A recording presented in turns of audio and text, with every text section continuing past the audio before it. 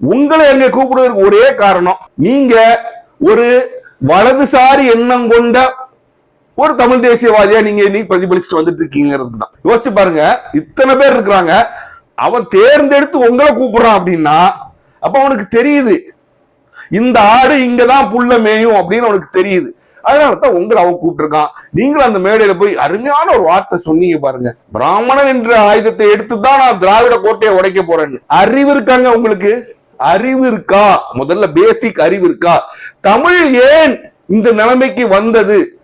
தமிழ் மொழி ஏன் திருக்கோயில்களிலிருந்து எடுக்கப்பட்டு இன்று சாதாரண மொழியா மாறிச்சுங்கிறது யார் காரணம் தெரியல. என்ன தயவு செய்து தமிழ் தேசியம் பேசுறதை விட்டு வெளியில போங்க. ஏன்னா நீங்க வச்சிருக்க இந்த கட்சி ஒரு மிகப்பெரிய இன்டலெக்சுவல், ஒரு மிகப்பெரிய ஒரு அரசியல்வாதி, தன்மையுள்ள ஒரு அரசியல்வாதி திரு சீபா ஆதித்யநாதோட பேர்ல அவர் தொடங்கின கட்சி பேரை வச்சுட்டு அவர் கட்சி பேரை நீங்க அசிங்கப்படுத்தாதீங்க. என்ன சொல்றீங்க?